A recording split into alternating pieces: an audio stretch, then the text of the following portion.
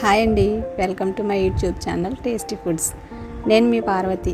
ఈరోజు నేను tasty gobi Manchuria street స్టైల్లో ఎలా చేయాలో చూపించబోతున్నానండి. ఇది అందరూ చాలా ఇష్టంగా తినే రెసిపీ. మీరు ఒకసారి ఇలా ట్రై చేస్తే ఎప్పుడు ఇంట్లోనే చాలా సింపుల్గా చేసేసుకుంటారు. నేను చెప్పినట్టు చేస్తే కనుక పర్ఫెక్ట్గా వస్తుంది. ఇందులో టేస్టింగ్ సాల్ట్ కానీ ఆర్టిఫిషియల్ కలర్స్ కానీ వాడకుండా ఇంట్లో ఉన్న వాటితోనే చాలా ఈజీగా తయారు చేసుకోవచ్చు. ఇది ఎలా చేయాలో ఇప్పుడు చూసేద్దాం. ఫ్రెష్గా ఉన్న కాలీఫ్లవర్ తీసుకొని ఇలా మీడియం సైజ్ ముక్కలుగా కట్ చేసుకోండి. కాడలు బాగా పొడవుగా ఉండకుండా సమానంగా ఉండేలా కట్ చేసుకోవాలి.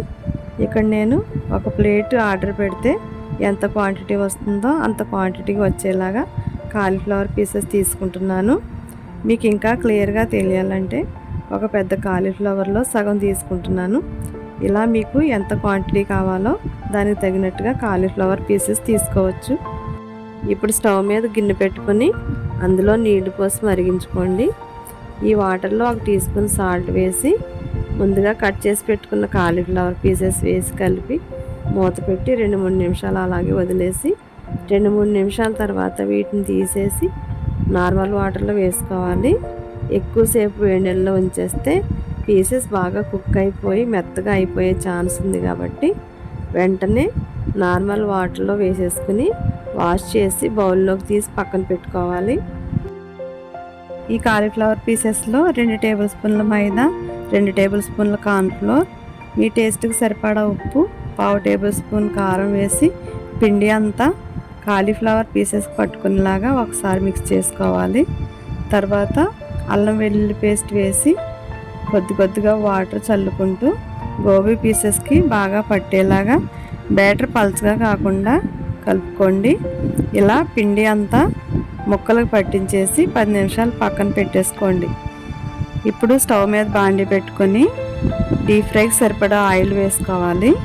ఆయిల్ వేడయ్యాక కాలీఫ్లవర్ పీసెస్ని ఒక్కొక్కటిగా వేసి వెంటనే కలపకుండా 2-3 నిమిషాలు అలా వదిలేయాలి.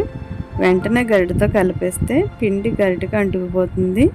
ఇలా పీసెస్ వేగిన తర్వాత మంటని మీడియం ఫ్లేమ్లో పెట్టుకొని లైట్ గోల్డెన్ కలర్లోకి వచ్చేలా ఫ్రై చేసుకోవాలి. ఫ్రై అయిన వాటిని ప్లేట్లోకి తీసి పక్కన పెట్టుకోవాలి. ఇవి నార్మల్గా తిన్నా చాలా టేస్టీగా ఉంటాయండి. ఇప్పుడు మంచూరియాకి సాస్ని ప్రిపేర్ చేసుకుందామండి.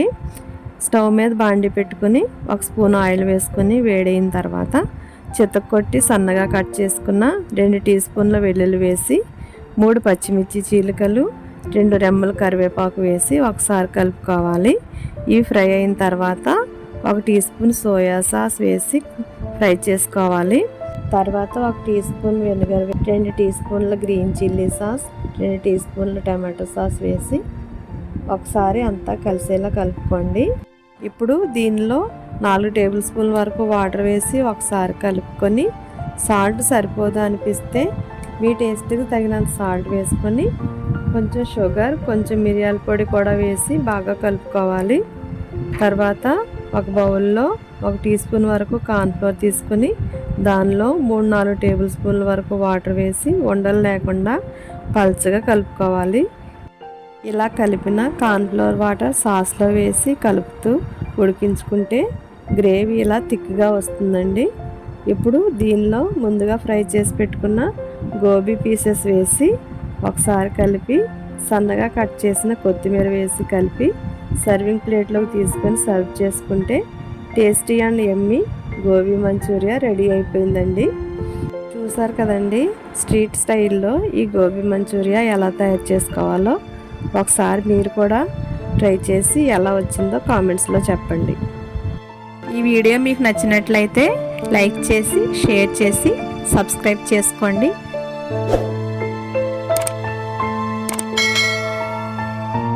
Thanks for watching.